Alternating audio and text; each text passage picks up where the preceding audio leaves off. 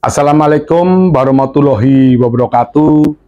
Salam damai sejahtera bagi kita semua. Kami ingin mencermati lebih dalam lagi tentang dampak work from home atau WFH DKI tahun 2023. Itu adalah keputusan ugal-ugalan anak buah Presiden Jokowi. Karena respon terhadap polusi udara yang tinggi, serta konferensi tingkat tinggi ASEAN yang ugal-ugalan, keputusan ugal-ugalan adalah keputusan yang semau gue, asal-asalan, keputusan yang bertentangan dengan banyak keputusan lain, menantang serta menentang kebijakan lainnya. Rakyat sendiri yang ditantang serta dikorbankan. Jumlah penduduk DKI kurang lebih 10,7 juta. Jumlah ASN 51.714. PPPK 6.394. Baru 13% pengeterapan work from home pada hari pertama dilakukan 2.000 ASN dulu. Jumlah keseluruhan adalah 15.335 yang nantinya akan mengeterapkan WFH. Konsep work from home bertentangan dengan konsep 78 tahun kemerdekaan Republik Indonesia. Yang slogannya terus melaju untuk Indonesia maju. Tetapi sekarang kenyataannya rakyat diminta tidak bergerak. Rakyat, masyarakat, khususnya ASN, diminta untuk kemudian tidak melaju. Apakah ini tidak bisa dikatakan yang namanya keputusan yang ugal-ugalan? Karena terjadi perbedaan antara slogan dan kenyataan yang dilakukan. Katanya mau memberantas kemiskinan, katanya mau swadaya pangan, katanya mau meningkatkan UMKM, katanya mau trisakti, mandiri dalam ekonomi, berdaulat dalam politik, berkepribadian dalam kebudayaan, tapi kenyataannya semuanya berlawanan. Dampak daripada baru 1-2 hari melakukan work from home itu sudah ada. Banyak Gojek, banyak pengemudi Grab, banyak ojek, banyak sopir-sopir taksi sudah kemudian mengeluh.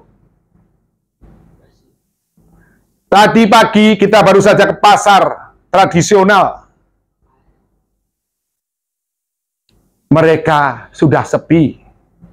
Bahkan pedagang-pedagang penyembelih sapi sudah mengurangi potongan sapi yang disembelih.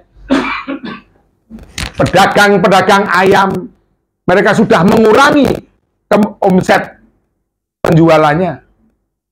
UMKM, mereka sudah kemudian menangis. Saya tidak tahu sebenarnya apa yang dipikirkan oleh para pejabat-pejabat ini. Mengapa? Karena permasalahan daripada birunya langit Jakarta. Karena polusi udara yang dianggap kemudian berlebihan. Karena mau ada konferensi tingkat tinggi ASEAN. Masyarakat yang mesti dikorbankan. Apakah tidak ada solusi yang lainnya? Misalnya, minta kepada masyarakat di masing-masing rumah menanam pohon yang bisa kemudian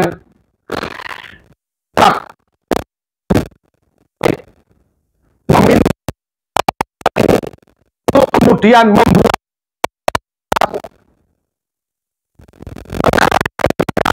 yang tempatnya dekat dengan sungai yang kotor, mereka karena sungai yang kotor juga mempengaruhi yang namanya polusi udara. Para pejabat sekalian, ada apa? Apakah ada sebenarnya udang di balik batu dari keputusan tersebut?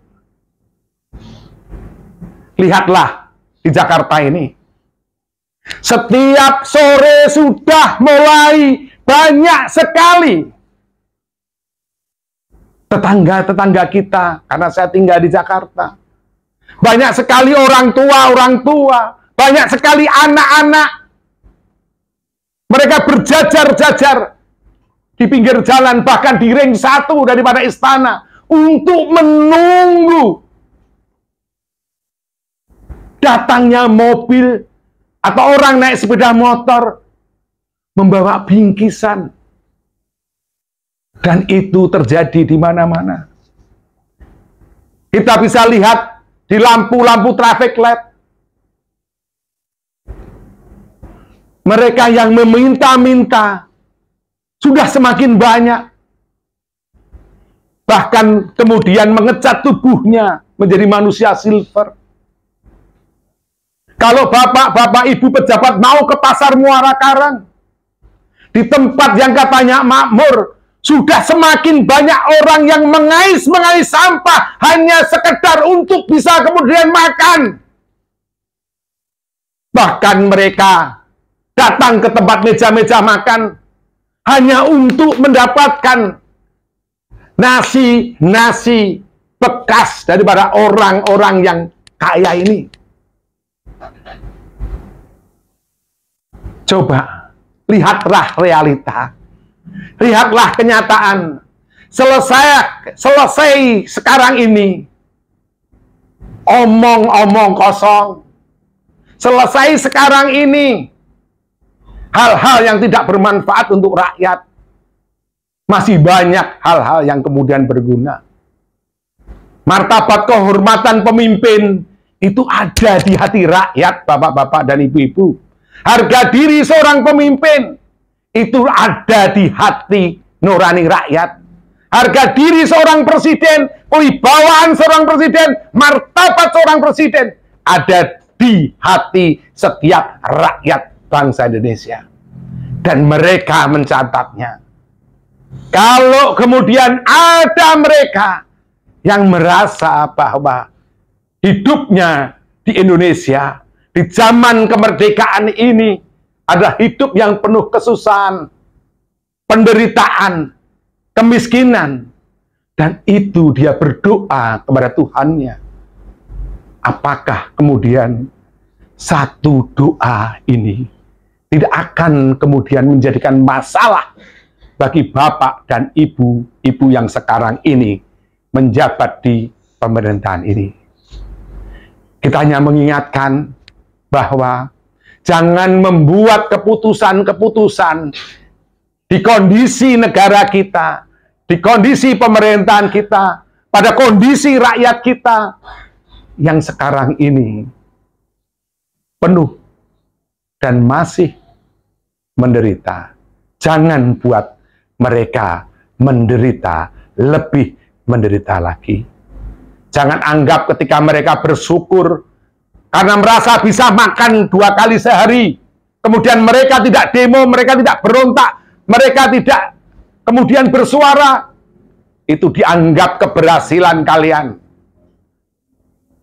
Ketika setiap hari Jumat masih ada yang peduli, tetapi harusnya bapak dan ibu menangis kalau semakin rakyat ini mengantri sembako, semakin banyak rakyat ini demi 10.000, demi 20.000, demi sebungkus nasi mengantri untuk kemudian menunggu ularan tangan daripada Sang Penolong, maka sebenarnya itu adalah kegagalan pada pemerintahan yang bapak dan ibu pimpin.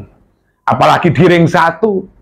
Ketika di ring 1 di dekat istana ini masih banyak orang yang mengantri, masih banyak yang mereka menunggu datangnya sebungkus nasi, maka sebenarnya kegagalan pada republik yang bapak dan ibu pimpin dan cinta ini.